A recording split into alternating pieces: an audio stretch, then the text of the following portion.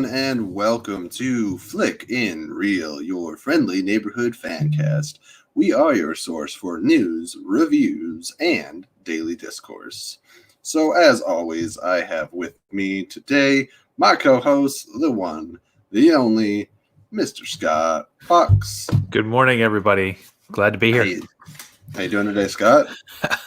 I'm great. Lots to talk about. Some things we predicted might be coming came. Yeah, I think after Sure. last week, I enjoyed the episode, but it felt like the pacing kind of slogged down a little bit, and I feel like it really picked up with this one. Now, it is still a hard realization that we only have 2 episodes left. Yeah, I was just going to say, this was kind of the culmination of the second act, and it really sets us up going into this third stage to see a lot of things happen quickly. But still, a lot of unanswered questions that we're waiting for, too, which is good. It is. And I do hope, maybe I'll feel differently when the whole season's over and I'll get a different feeling, but this does feel like something that can continue another season. And there's more stories that you can tell and more places that you can go with Sam and Bucky, considering as far as we know, there's nothing up and coming, at least for like the next 2-3 years, theatrically, that will involve these characters. Yeah, totally. Same boat as Loki. No plans for Loki really moving forward, so they've already announced a season 2 for the Loki show. So that's something I would like to see. Anyways, today's is episode 4, spoiler review. That is your first and only warning. We are going straight into spoilers, no warm-ups. This episode, I believe, was titled The Whole World is Watching. The whole world is watching. Very aptly put. Yeah, and something that's been noted in basically all the episodes so far is anytime they're out in public, this is a product of the world we live in, is phones are out, cameras are on. When people see people that are recognizable, they're recording at all times. There are people who essentially live stream their entire lives. And so there's nothing you can do, nowhere you can go. And that somebody isn't seeing it and isn't broadcasting it. And that is really... All right, Jeff, go watch for the 8th time and come back to us, okay? Yeah, get that other one under your belt. We'll still be talking about it when you're done. The episode's only, if you take out the credits, the episode's only about 46 minutes. But like each of these episodes, like once you take the credits out and you do an apples to apples comparison, they're almost twice as long as WandaVision. Oh, totally. So we're getting a total viewing time equivalent to WandaVision, most likely. At least. It could possibly surpass it when all's said and done. 6 episodes versus 9. Well, the last 2 episodes of WandaVision got to be that 40-minute range, 45. And I think the final episode was an hour almost, or like 50 minutes. But all of these, you had 45, 45, 45, and then, or 45, 45, and then 50 and 50. And they're saying the next episode will be the longest yet. Well, you'd assume they'd have to go fairly long in order to... generally the second to the last in a series like this, kind of the penultimate episode, and then the final episode will be kind of a lot of wrap up, tying loose ends together, and that'd be great. The question is, what does that really leave us with as we get there? And I guess we can dive right in. This episode, right after the beginning recap, takes off almost within the same conversation, but we get to go back a little bit, 6 years. And before the title even comes on, we're in Wakanda. Oh my gosh. Yeah.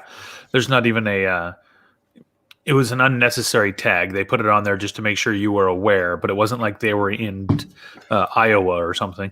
But we see the process of healing for Bucky. And we don't know the whole process, actually. Acting. Oh my gosh. This is kind of like the culmination, it seems. Yeah, we don't know what he had to go through to get set loose and set free of the code words. But we know that here, she asks him, "Are you ready?" And she starts just rifling him off. And he still, at this point, doesn't have faith, because these have been the master of the vast majority of his life at this point. He's spent more time as the Winter Soldier, on and off freezing, than he had prior. Yeah, totally. he was in his 20s when he got, or not, maybe not even 20s. He was, I guess, 20 years old when he went to the military as soon as he was 18. And so he's spent the bulk of his life living as the Winter Soldier. And under the thumb of these code words and under the control of Hydra. So totally. Understandably, he doesn't have faith that this is something that he can overcome.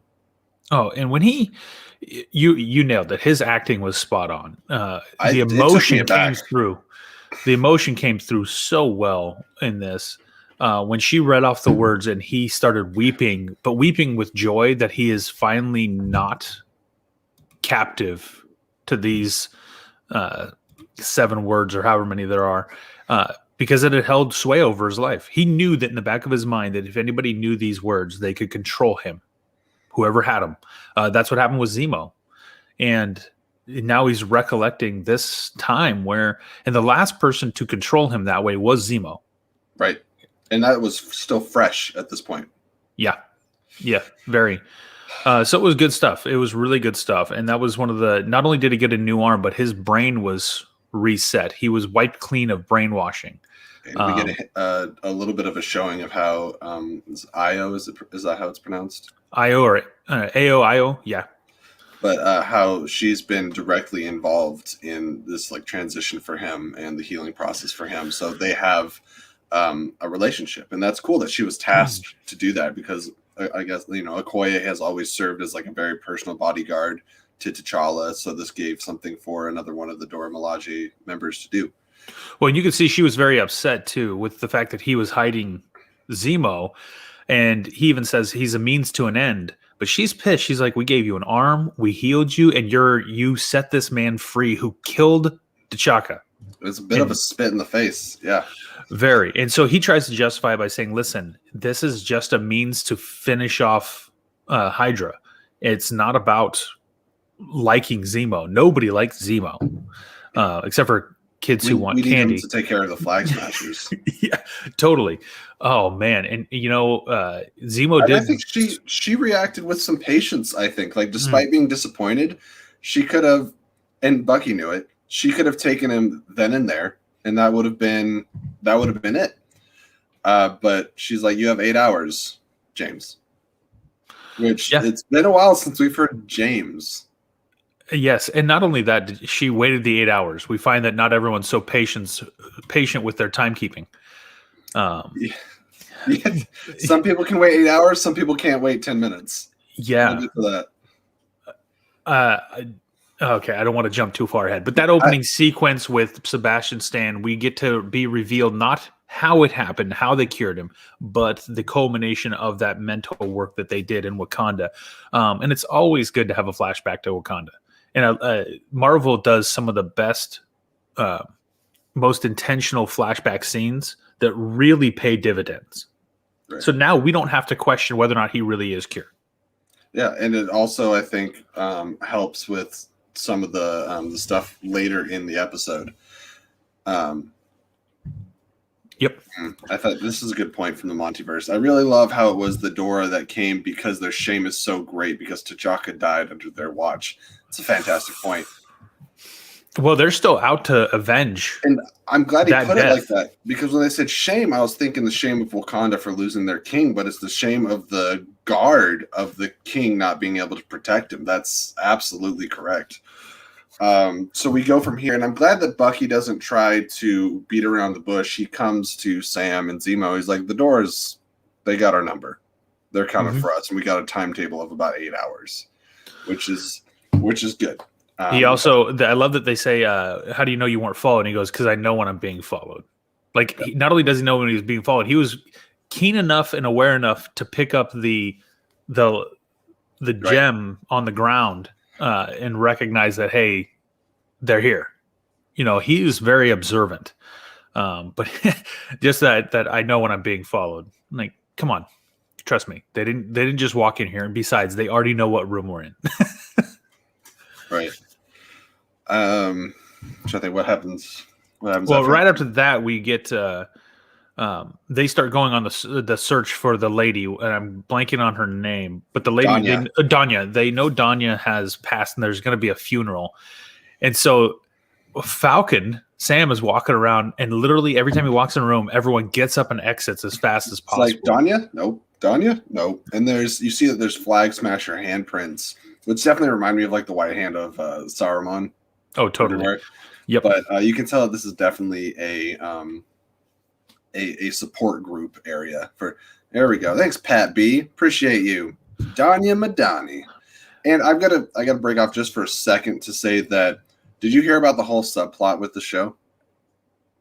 I've heard a couple different things. So there's a large chunk of things, and there's plenty of evidence to support it, that there was a complete subplot of a pandemic cut out of this show. And you can see when there is the scientist in the previous episode, when he's talking and he starts talking about Danya, right? And when he says that she has tuberculosis, it cuts away from him to a just general wide shot of the room, and the audio quality changes, and then it goes back to him. And then they talk about when they first find Karlie Morganthau in the back of that truck, that they're transporting vaccines and things. There was a whole subplot about a pandemic that was happening, and the pandemic is what killed Donnie Madani. Okay. No, that makes total sense, because we thought when they said they were transporting vaccines that it was they were taking a truckload of serum. That was kind of where my brain went. But then we also find out there's only 20 vials of serum, so the vaccine makes total sense. I wonder if they maybe dropped that plot line because of the actual pandemic. Oh no, that's 100% why. And there's articles and stuff. There's not a lot of guesswork there. That's why it got dropped.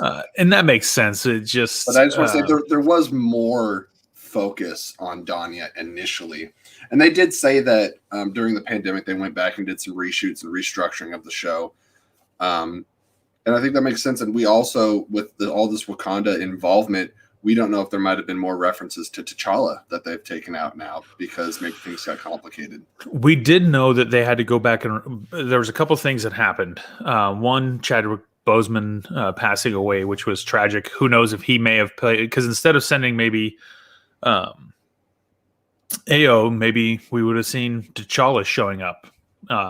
Or that we also know that because of what happened with Black Widow being pushed back, they had to make some corrections to this as well. There was rewrites and stuff that had to be done for this show specifically, based off of the postponements of the other Marvel properties. So, yeah, a lot of things could have been altered, but at the same time, what they're doing is still working quite well.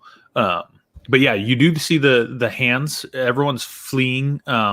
And if the pandemic is part of that, maybe they're like not sure if this guy is safe to be around. But it also gave this creepy vibe of everyone knows we're not supposed to talk to this guy.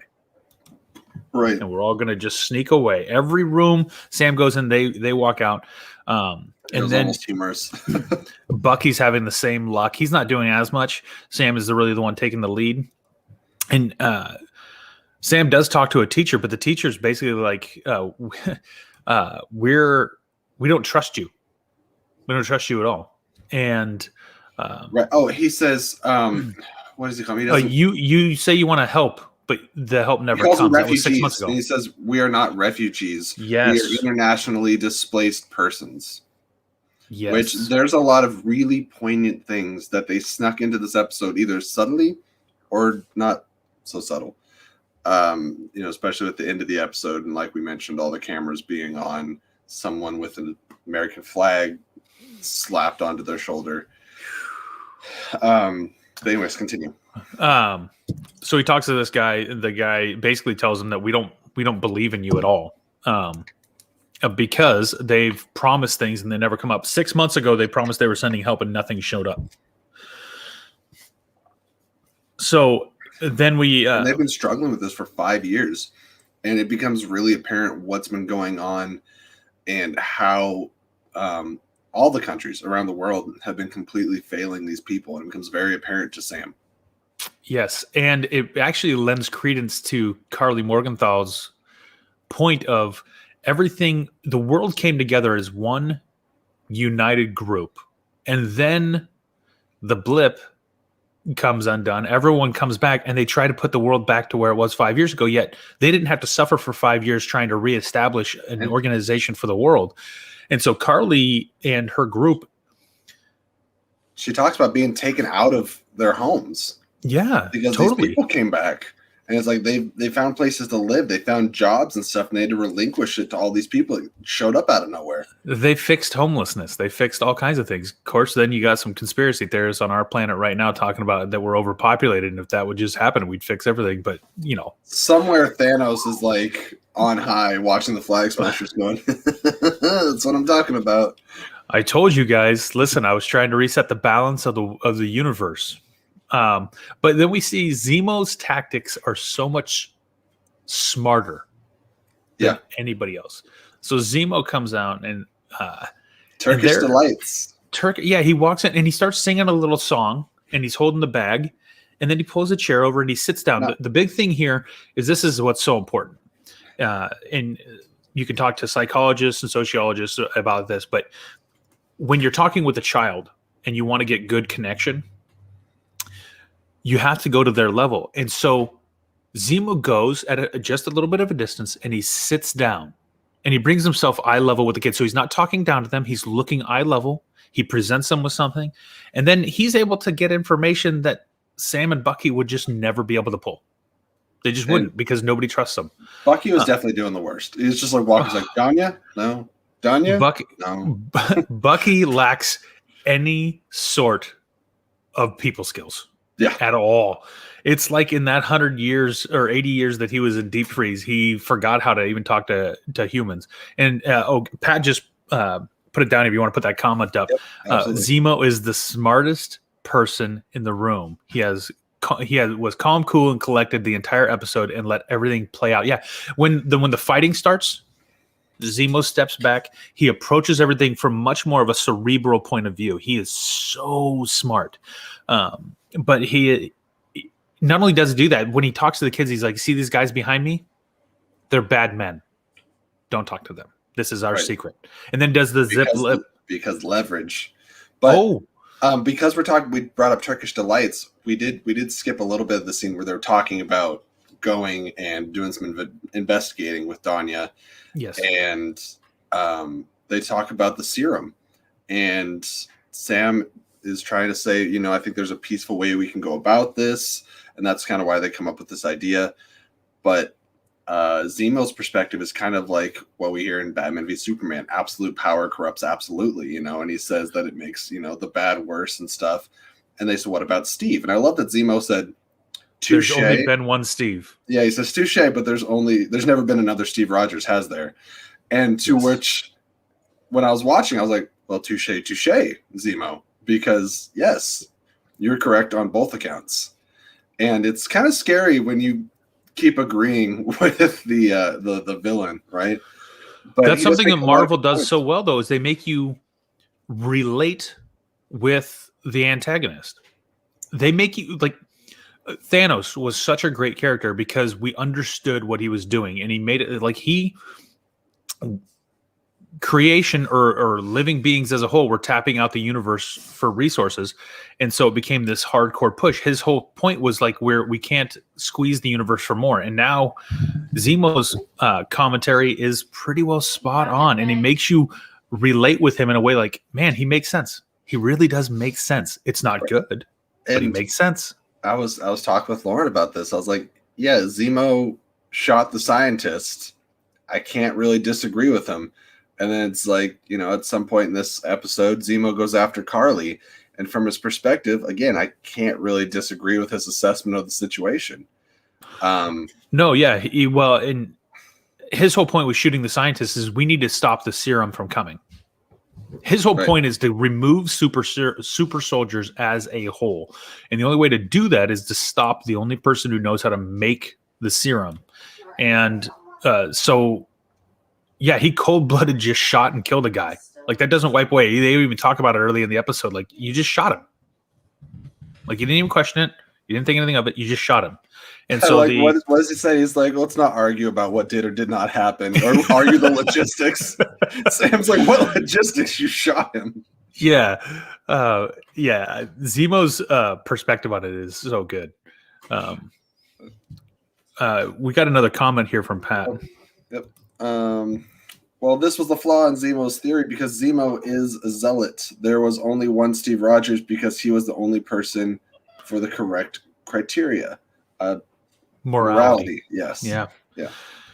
Yeah. Because a weak man knows the value of strength, knows the value of something else. But Dr. Erskine's words rang very true this episode. A strong man who has known power all his life will lose respect for the power, but a weak man knows the value of strength and knows compassion. That's right. The quote from Erskine. And I tell you what, that plays out perfectly a little later on. Oh, my goodness. But yeah, so with the Turkish delights, we get back to that spot where he extracts information. They go back and he tells them nothing. He does when they get back to the room, he lets them know there is going to be a memorial, and it is the next day. But he doesn't tell time frame, and he doesn't tell where. And the reason why is because he needs to keep his position. He needs to keep them needing him. Right. Which again, Zemo, way ahead. And somewhere around this time, we get Walker and Battlestar have tracked down. My reaction exactly. They're hopping down the stairs and says something along. He's like, "We don't have time for this shit." I was like, "Language." And I said this over and over again. This is the quote that I put up on Twitter. Pat, you hit the nail on the head. Yeah. Not a good soldier, a good man. Yeah. Yeah. Walker's a great soldier. It's not the best. End statement. He's willing to do what's necessary to get the job done. And I like that it had to be Hoskins that told John, it's like, listen, if there's a peaceful way to do this, that might be the best way to go, which kind of really made me realize, I was like, I've never had a problem with Hoskins pretty much this entire time that we've been introduced to him. He hasn't really done anything that's he's more level-headed. Ironically, he would have been the better fit. Oh my gosh. Yeah, he totally would have been a better fit because he seems to be more thoughtful in his approach. Right. And he's a good fighter, he's a good soldier, but they picked the guy who they thought looked the part also. Yeah, and because he had one day where he won 3 guy with a winning complexion. Oh my gosh, but a weird jawline. Anyways. But from there, so that reconnects Walker, Hoskins, and Bucky and Sam all back together as they're and with Zemo trying to figure this all out. But we also get a kickover, I think, right about here where we see Sharon, because Sam and Bucky are like, "Hey, keep an eye on Cap because we need to know what he's doing." And so they reach out to Sharon, and she has the comment that the power broker went ape crap angry when he heard that about Nagel getting shot, and that he wants the serum back. War in Madripoor. Yeah, Madripoor. And they say they killed the Golden Goose, the guy who gave everything.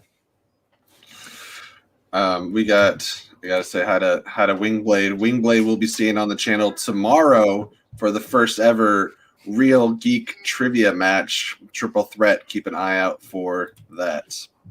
Pat had another good comment that Lamar was flawed as well. This episode shows that John and Lamar were a great team, but Lamar hypes John up too much. That's true. And he also is the one who, I think John was looking for permission. I don't want to get too far ahead for something that happens later. He was looking for permission and he asked Lamar, and Lamar says, absolutely. And it's one of those things that, like, I think that planted the seed that in John's head, like, this would have been the right thing to do. So yeah, we see Karlie, I think around this time also we see Karlie Morganthau and the other Flag Smasher. Yes. Oh, with that spot with Sharon, she was walking through the concrete partitions with armed people everywhere on her phone, like she was the boss. I'm still leaning to that she's the power broker. I have no reason to. Sorry for my hand gestures, but she's the power broker. It just feels right. She is the Mephisto broker. Oh my God. Wait a minute. Is she Quicksilver? Yeah. Um, I'm fully down for that theory, but I'm trying not to get stuck on anything. yeah. But it's fully possible. That's true. And again, we got hung up on quite a few theories with WandaVision that should have panned out. Anyways, so it's, and you can go back and watch those episodes if you want to know what we were talking about. But here's that conversation where they're in the street when Cap and Hoskins run into Sam and Bucky about what they're doing. But Sam tells them that there's a better way to do this because he used to counsel soldiers. And that's where you were talking about that. Hoskins actually gives him the advice that there's a better way to do this. There's a peaceful way. If Sam can talk him off the ledge, that would be very beneficial. See, Sean even agrees. Sharon is absolutely the power broker. Scroll back down. But we know that Sam, this was what Sam did. Matter of fact, he offered counseling to Cap if you ever want to come by the VA and talk, and also make him look good in front of the girls at the desk. I love how many things have played dividends in this episode for Sam and Bucky. Things that are set up in previous films and installments.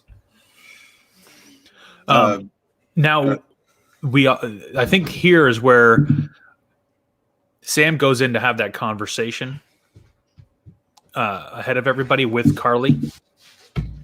Right. And we know that, we know that she has the serum on her because they pulled it from, I'm sorry, was that a cemetery? Yeah, they were at a cemetery. There's a stone they pushed back, and it opened up a stone to where the bag was hidden inside of which. And then we get a bit of a backstory on another member of the Flag Smasher that will come to be important later and tragically poetic. But we find out he said, I used to be a big fan of Captain America, but we need a different kind of Captain America in today's day. The people, they're lost, and he goes on all this. He says he says we need a Captain America like Karlie. Yeah, which somebody can. Yeah. Again, pointing to the Cap had the same issue with the government of that they were wanting to do the Sokovia Accords. They wanted to do something that he felt like this is not right.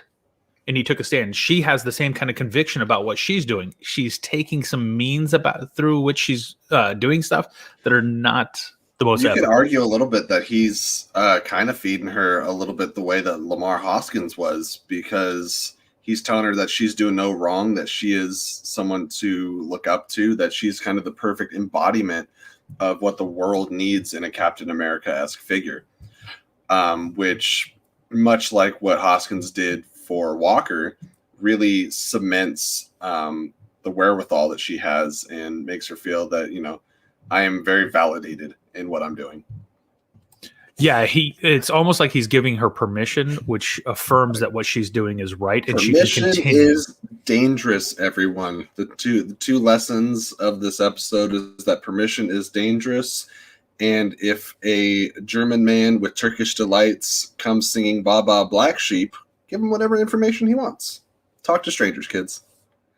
Yeah, totally. But in that scene, then we see that's where we're told we have 10 minutes, right? And Walker can't really wait the 10 minutes. He's struggling badly. And he tries to go through it. Bad idea. He's very twitchy.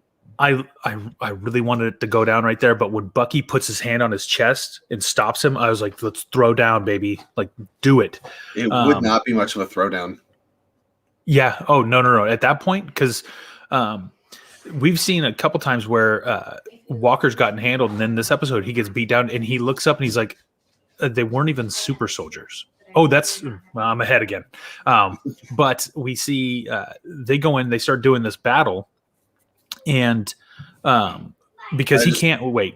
I know we got to keep dropping, but Pat, again, this episode is essentially comparing Karlie and John Walker to show that neither of them are Cap and Sam. And Sam has been the right choice all along. Pat, that is the perfect assessment of the total arc of the episode. And But okay, so in that conversation, Walker tries to convince Bucky to go, saying your partner needs backup, right? And you're not there for him right now. Yeah, you want his blood on your hands. Well, you're at. Like, John, you need to calm down. John is poking the bear with Bucky. Yeah. I am, and now, well, I don't want to jump too far, but they go in and they split up. Everyone's searching for Karlie, but when they charge, Karlie gets upset. She now feels betrayed, right? Because she was Sam ready. And her had been having a great conversation. Yes. And it was going very well. It seemed like she had some things that she was reconsidering. Sam forced some new perspectives on her. And by the way, did John really think handcuffing Zemo was going to work? And not search his pockets? Running right up to Karlie, who just punched him across the room. Dude, he got dealt with right there. Quick. You are out of your depth. Yes, and that whole battle sequence was so awesome. But we also see that Zemo in that moment, when he shoots Karlie and starts trying to take her out, he's trying to put an end to her, but she drops the bag. And we see the difference between Zemo and John here. Zemo sees the serum and he starts smashing. And he's crushing him like crazy. It kind of makes you think for a second, is Zemo going to take it? Oh, but I had that exact thought. They stayed absolutely true to his character. Him dropping it all on the ground and smashing it is 100% what the MCU Zemo would do, because he is against anybody having more power over anybody else. He is like, Zemo serves as the great equalizer for the world. But he missed one. He did. And as he's smashing him, boom, he got the Cap shield to the side of his head. And that shield's been stuck in walls. How is it not? Because a lot of people are like, that should have killed him or taken his head off. And I just want to remind everybody that it was Walker, Texas Captain, throwing the shield, not Steve Rogers. Steve Rogers, it might have been a decapitation with the arm behind it. Yeah. But well, we see later in the episode he does throw the shield hard enough to get it to stick in concrete. Right, but there's a timing thing there that is raised to But Pat does have a good comment here. He did hesitate. He thought about it. When he had it in his hand, he thought about it. It did seem that way, yeah. But he stood with his conviction. He wanted it done, and he didn't go back on it. He didn't waver. He broke them. He destroyed the stuff, and he wanted to walk on with it. And then when Walker takes him down, and he comes over, he finds there's one vial left. And instead of smashing it, he pockets it. And then all the next sequences, we have this thought in the back of his head. I have the serum. I have the strength if I need it. I can use this if I want. In his mind, the only difference between him and Steve Rogers is the serum. Yeah. Oh, but then totally not. Bring back old quotes. If you were to put the serum into John, it proves the point that Tony tried saying about Steve in the first Avengers. Everything that's special about you came out of a bottle, which Steve proves incorrect. And now we're going to see that might prove correct for Walker. Here's what I'm going to say. There's no way that John Walker could pick up Mjolnir. Not even close. Not going to happen. Not even a little squeaky budge. Nope. Not going to shift it on the table. Not going to do anything. It's impossible. But from here, after everything settles down after this fight, we go back and we have Hoskins, and that's where the conversation with Hoskins and Walker starts happening, with them discussing, would he use, if given the chance, would you use the serum? And we know Walker's got it in his pocket. And yeah, hell's yeah. I think there's a really interesting debate about the scene, though, because there's some people that are asking in this scene, is Walker asking Lamar for permission or forgiveness? Because we never see him take the serum. I'm going to say he's asking for permission because he gets dealt with after this scene. That's my thought, and that's my line of thinking as well. But I think it's an interesting debate.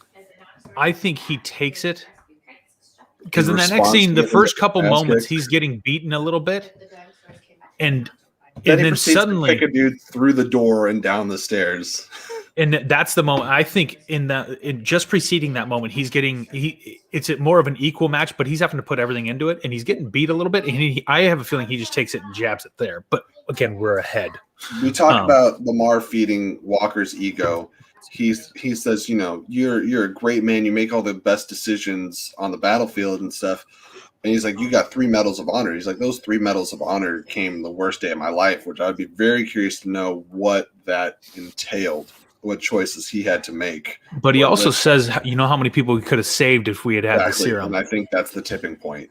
I think that might have. Well, John was thinking if I had the serum, I could have saved people, meaning that he lost a lot of people he cared about, a lot of soldiers, because he wasn't powerful enough. Yeah, he did survive, but he wasn't able to save people. He definitely has like a weak man syndrome. But Hoskins also says power just makes a person more themselves, right? And then he goes Morganthau, Rogers. Well, the problem is it's really Morganthau versus Walker. Right. What I think was kind of interesting about that is, I think Karlie is potentially better or more rational than John. But he's neither of them. John is his own entity. He's also not like Johann Schmidt either, but he's certainly not Steve Rogers. Yeah, possible collateral damage. He has SDE. It's possible. It's possible. But it definitely comes across that way. Anyways, go ahead. But then from there we get the Karlie calls Sam's sister, which is a yikes. Oh man, I mean she's got some good intel herself. Like the people working for her know some stuff. Like, yeah. But then some intel. But then she also calls to make that call and basically threaten the family only as a means to get Sam to talk to her one-on-one. It seems like it was more so like it comes across really bad, but it seems like it was for the attention because when Sam does confront her, she said, I would never have hurt her. But yes, she wanted. Yeah, Sam she's there. like, she even almost makes it seem like I would not do that, but I needed to know that I could trust you. And I think part of the conversation with Sarah was that Karlie was trying to find out from Sarah what kind of guy Sam is. And I love that Sarah says, no matter what you believe, please know that he is not working with that man. Like, there's no way Sam would be working with Walker. When Karlie says, like, your new Captain America, she said, I didn't pick him. And then she said, well, who would you choose? And she said that America doesn't do you remember the exact line? I don't. But it's just she hits the nail on the head, and then again it's very poignant. She basically says that like America doesn't serve her or her family, so why should she care who they pick for their mascot? I was like, oh yeah, totally. And I think that also helped connect. It made Karlie more personable, especially when she said, yeah, I would never have hurt Sarah or the kids. But Sam's pissed. Like, you don't come attacking family. Like, that's not something you do. America doesn't care about me, so why should I care about their mascot? There you go. Thanks, Sean. But I think that actually helps bond the relationship. But again, now we got this next confrontation. He doesn't come alone. He brings the White Wolf, which that's the new name for Winter Soldier, is the White Wolf, or James Buchanan Barnes, and he shows up with Sam. Huh? Did we skip the Dora Milaje? No. Yes, we did. Yeah. Okay. So we're gonna go back. Episode. So we're gonna do a quick rewind because this is not something light to skip over because their 8 hours do run up, and the Dora Milaje come in when Walker comes kicking the door. I think this is right after Walker pocketed the serum, right? Yeah, after the conversation with what's his name, with Hoskins. But then it's before this next confrontation. They kick the doors in and they want Zemo, and they're getting real demanding. And Bucky says, everyone says basically tells him to hold off. And we get a spear flying in through the window. Oh, yeah, that's right. Pat said yes because I didn't get to say looking strong, John. So the Dora Milaje, led by Io. I think it's Io. I think that's how it's pronounced. I think you're right. Io. Ayo. They come in and they're like, we're here for Zemo. Yeah. And it gets really intense. I love really how much fast ass John makes out of himself. Because he's like, hi, John Walker, Captain America. Nobody cares. Yeah, and he's like pointing to himself like, you don't know who I am? Like, yeah, his arrogance is so off the charts. Let's put the pointy sticks down. I was like, bruh, did you just call their vibranium spears pointy sticks? And then he's like, and then they're like, well, you might want to tangle with Bucky before you tangle with the Dora Milaje. And he's like, well, it's okay because the Dora don't have jurisdiction here, which is one of my favorite lines in the entire show. The Dora Milaje have jurisdiction wherever Dora Milaje find themselves to be. And I was like, bro, sit down. Yep. They do not answer to you. They're not part of some Sokovian Accords. Yep. They don't care about America's policy. They care about Wakanda, and that's it. And then he's like, well, maybe we got off on the wrong foot. And then it's almost like it happened in slow motion. He goes and puts his hands on, I think it's Io's shoulder.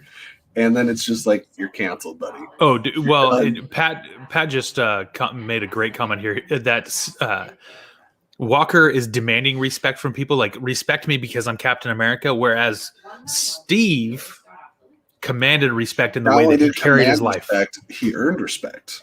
Oh, it totally. was given to him freely. He didn't have to ask for it. Yep. Yeah, anytime somebody's saying you should respect me, it's like, dude, no, that's not how this works. That's not the way the game works. And then the fight breaks out, and watching all of them just like drinking their whiskey, like just Bucky, Sam, and Zemo are like, look at that. Oh, yeah. Strong, John. But the fight sequence, everyone is in it. And Sam is having to throw down, and they're after Zemo, but they're ready to beat the living crap out of John first. Because John decided that he needed to take this on, and he gets dealt with, and they whoop him. He ends up crouched down on the floor, basically in tears. And one of the spears comes flying, lodges the shield into the table. Yeah, he can't even break it back out until they take it from him. They release his shield back to him, basically saying, "Hey, you can only wield this when we say it's okay." They just manhandled everybody. And they Falcon handled Bucky. They disarm Bucky. Bucky and Falcon are basically trying to protect Zemo. And then we see Zemo do what Zemo does. The fight's going down. Everyone's distracted. And he kind of just is like, hey, this seems really awkward. I'm going to slip out the back door and kind of just pull this closed. See ya. And he's down through the drain, gone. But then when I wasn't... I can't remember if it was AO or one of the other ones, but they basically punch him in the shoulder and then basically hit a series of sequences. It was AO because she says James and she says goodbye to him, Yeah, she hits a certain number of sequences and the arm hits the floor and he just looks shocked. Like, I agree with this. It says, and then she grabbed the shield. They should have taken it. One of the Dora Milaje was holding the shield. Yes.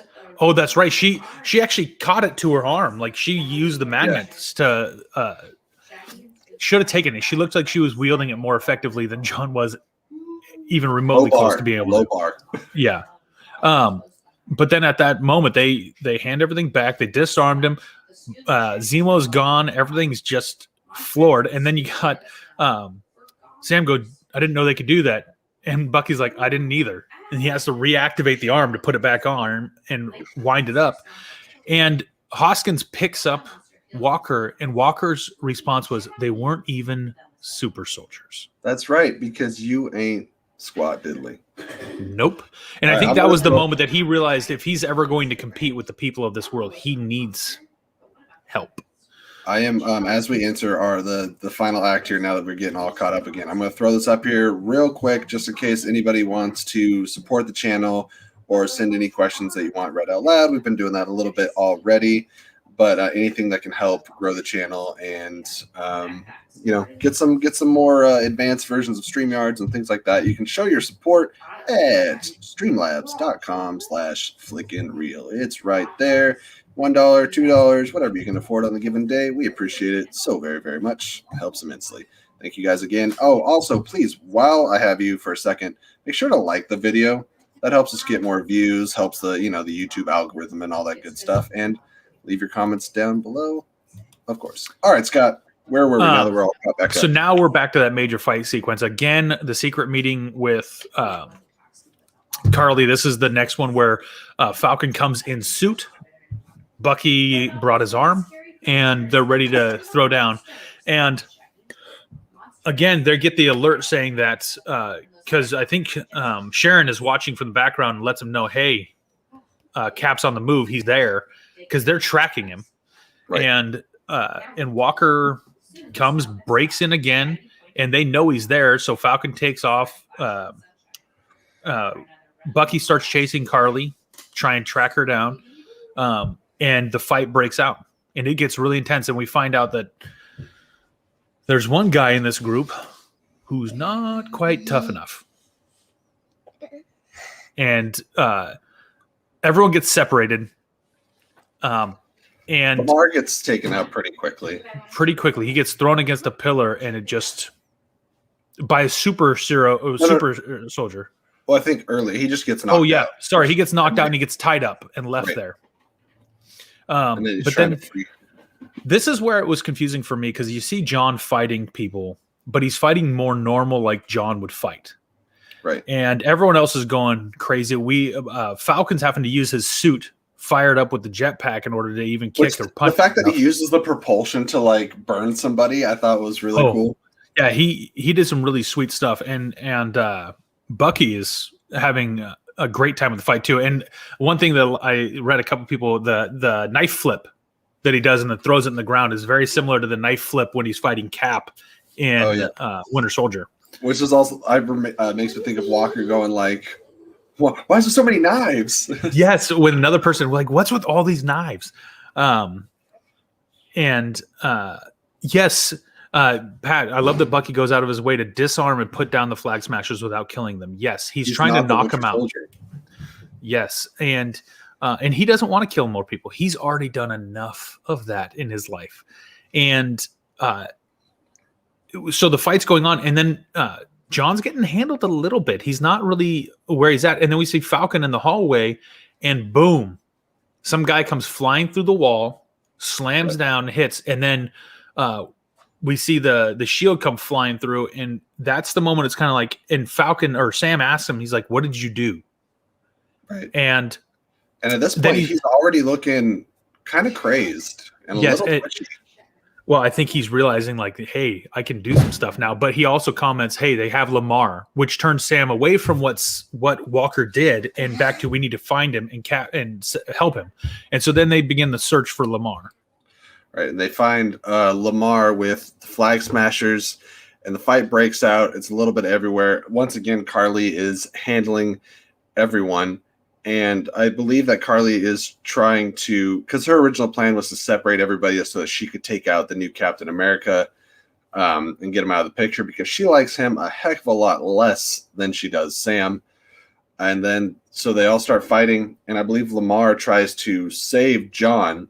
And in turn, during that fight, Karlie sends Hoskins flying into a pillar, like we brought up earlier, which is just, we don't even get a tragic send-off. It is a boom, snap, done. John gets over there. He's already gone. He hits the lump on the ground, and his head drops almost like you can tell that's it. It's over. And then it's a matter of just how long until John finds him. And the fight continues. He does go over and he finds him there. But that moment, one of the things I was reading was that when Cap lost Bucky, he lost his best friend, he still had to finish the mission and do what was right. He was still on the quest to stop Red Skull. Losing Bucky sucked. And he thought Bucky was dead, but he still carried forward with the mission. John has a completely different response. Joking earlier, we were talking about that you're saying for the tags for this stream, and I text you hashtag Roid Rage, and he's pumped up on super serum, and when he loses Lamar, it sends him off the deep end. Like he lost it bad, and he goes on. He doesn't just go to find people; he goes to kill people now, and there's a big difference. And we get quite an ending. The revenge path is like he just goes through, like you said, roid rage, busts out the window, superhero landing on the car, and we're like, oh, this is now officially juiced up Walker. And he is after the Flag Smashers.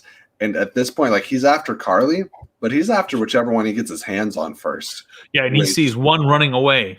Unfortunately, is the one earlier that's talking about how much he used to look up to Captain America. And I think... Oh, what a perfect choice of words, looking up to Captain America. Last thing he'll get to do. Yikes. And it's just a TV show, people. Let's calm down. I think just looking at... When you look at John's face, you know somebody's about to die. And I think there's nothing that's going to stop him. And this just happened to be the guy that was in his way. And he hits him with the shield a couple times. The guy's putting his hands up and he's screaming like, no. And we get the shot, like the slow motion of him putting the shield up. And I thought when he was here, yeah, that Bucky or Sam was going to stop him. He took the shortcut. They didn't stop him. And when he started hitting, you know what the shield can do. Yeah. And it wasn't just one hit. I think he hit him like 4 or 5 times. Right. And then to the most point where to keep it PG-13, they had to cut away from what was happening to that body. The only thing they show, and it was kind of just, it hints at the gruesomeness of it, but they do the upward angle shot of Captain America holding the bloody shield. And it's like, we that's see the bloody hand off to the side, and intentionally where the head and like chest and everything is obscured by like the steps that he's on. And to have the episode end on that shot of John with a bloodied Captain America shield, something that has been the symbol of hope, freedom, equality, and like so many great things within like the MCU, tainted both like literally and like metaphorically. And that's what we're left with. And I think the name of the showrunner is escaping me at the moment, but again, a poignant will be, the Sesame Street word of the day today. But the point was made. And there's a lot of really important messages. There's, we don't talk politics on here really, but there's some real life parallels that can be drawn from this. And I think the message is very clear. And totally. I think it takes cojones to do what they're doing in the show. Yeah, the Captain America is no longer a symbol of what's good. And that might moment have right ramifications for the rest of the MCU, not just for the show. Totally. That's going to have a long-reaching ripple effect. I'll be right there, buddy. And and this is where the title of the episode really comes in. The whole world is watching. Right. He looks around and everyone is recording what he's doing. And I think this might be the best ending of an episode that we've had, as far as how much, like, even more than when they hinted at Zemo, more than ever, I'm waiting for the next episode, because what happens with John? Can the American government really cover this up when he went outside America's jurisdiction, went outside his instructions?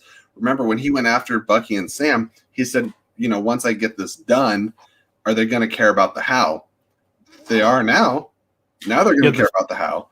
I almost feel like maybe the U.S. government is going to want to try and disarm Walker and pull him back. But now that he's got the serum, he may go full rogue, or they're going to. He's not defenseless. No.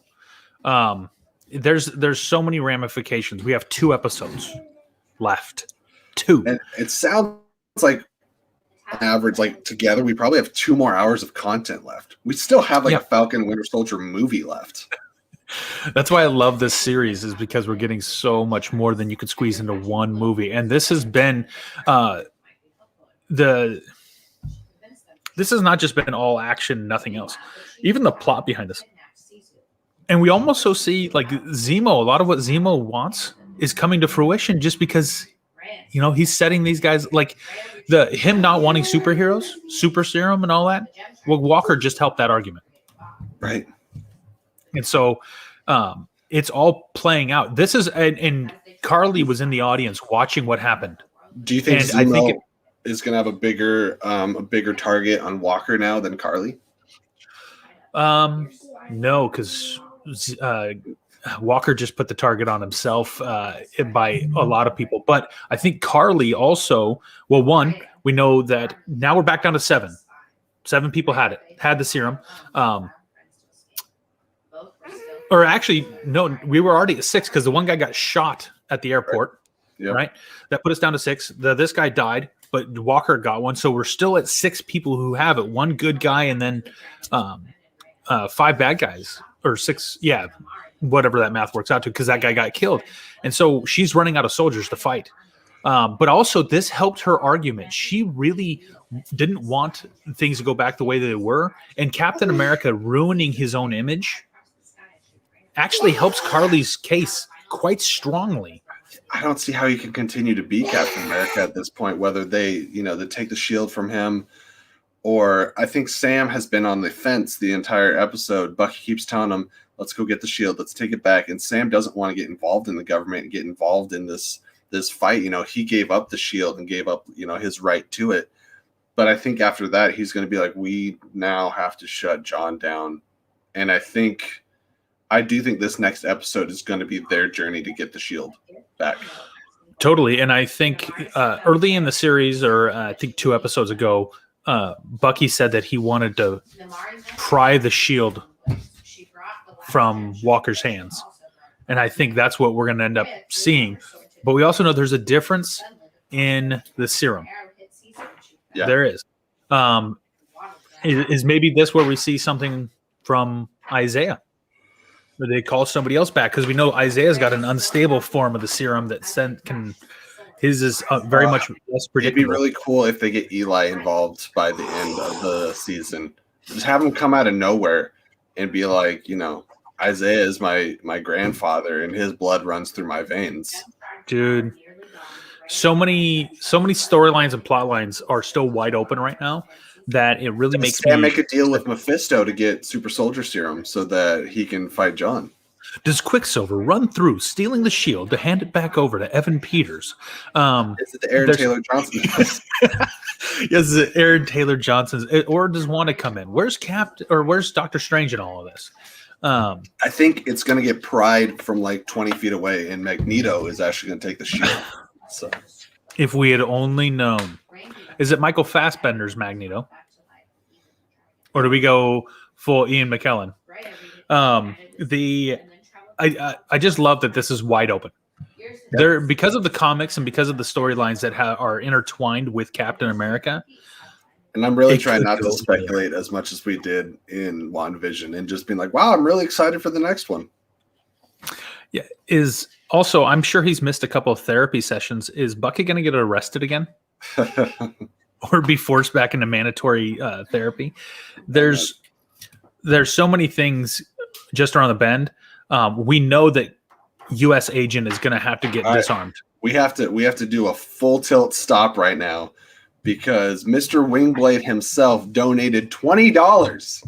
$20, which is a donation record currently at this point. He says, cheers, guys. Keep it up. And I can't wait to smash Buck and Tato tomorrow, which are his 2. That sounds like a cartoon character. Buck and Tato. Now, is Wingblade still waiting for Monday to do his podcast recap? I think he likes to wait until like maybe it's Thursday, like the day before the new episode, just to keep it fresh in conversation. So everyone's like, "Oh, did he see the advanced episode?" No, it's actually last week's episode. That's awesome. But Sean, thank you, bless you, sir. That's fantastic. We appreciate you so very much. But I mean, that's honestly with that donation and the imagery at the end of the episode, I think it's a pretty good spot to go out on. Scott, I know you got your tag right there if anyone wants to find you on Twitter, and me as well. Or you can look down on the bottom here. Got the stereo tag, YouTube. Obviously, I'm right here. Got lots of big stuff coming up on the channel. Any last thoughts about the episode, or just things coming up that you want to leave the people with? I'm so excited for this one. I don't normally stay up Thursday night to watch it at midnight, but I'm going to on this next one just because I almost had spoilers ruin this episode for me via Twitter by waiting a day. And so I am going to do the midnight. That's if Disney Plus can keep up. Because last time I tried that for WandaVision, it froze. Fun thing, this episode came out like 10 minutes early. I just happened to be on Disney Plus already, so I could get the refreshing started. And it was like 11:50. And I see Sean right here.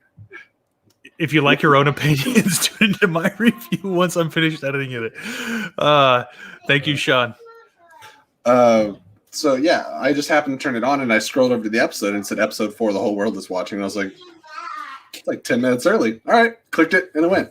So I think maybe they're kind of doing that. They're not announcing that they're doing that, but they're doing it to kind of like stagger the start times and things to try to give the servers a break, which I understand. So I'd just say like get in the lobby about 11:50 and keep an eye on it.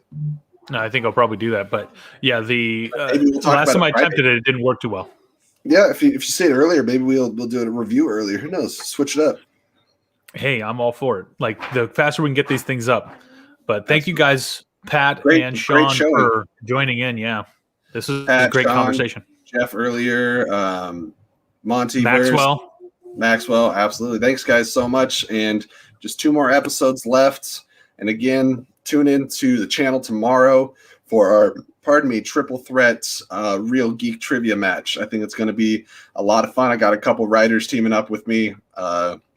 It's going to be great. All right, guys. So with that, until next week, I've been Jesse. This side has been Scott. Bye, guys. All right, keep it real. That thing that's going here, and don't exit out quite yet. While I have you, I want to take. Hang on, guys. We're professionals. I'm trying to figure out how to do this, and here we are. Everyone, Jesse here, and don't exit out quite yet. While I have you, I want to take just a quick second. Just kidding. Internet sucks. Bye, guys. Keep it real. Talk to you next week.